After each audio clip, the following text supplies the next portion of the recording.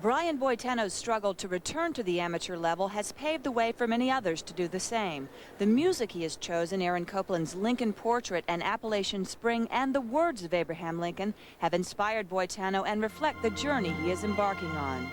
It is more philosophical now than it was in '88. I think in '88, you know, people say you had the performance of your life, what more could you want? I want to put myself on the line again. I want to go against what people think of retiring professionals, of what, you know, you've had the performance of your life, now leave it.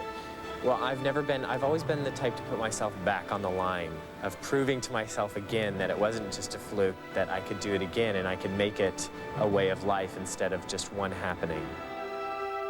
This is what Abe Lincoln said. The dogmas of the quiet past are inadequate to the stormy present.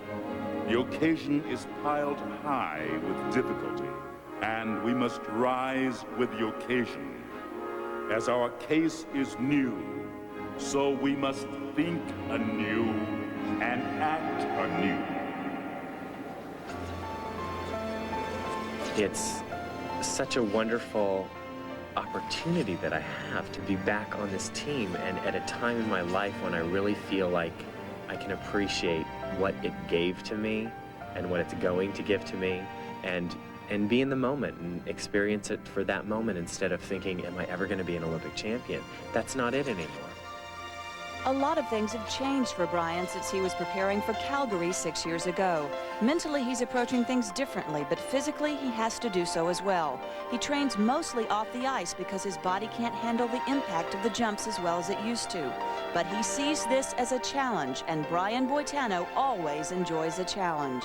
It's such a wonderful feeling after a practice yesterday when people, you know, were saying, God, you're skating great. And if I did skate well in the competition, you know, you skated so well. The feeling that you get of knowing that you've challenged yourself and won, it's just the most incredible feeling. And I know that my life is not going to have that in it for much longer.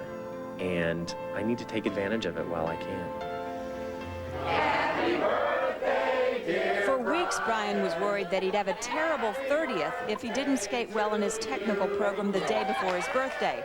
Well, he gave himself quite a nice present, the lead, after that performance. And when we come back, we'll see if he can continue the celebration after this final phase of the competition.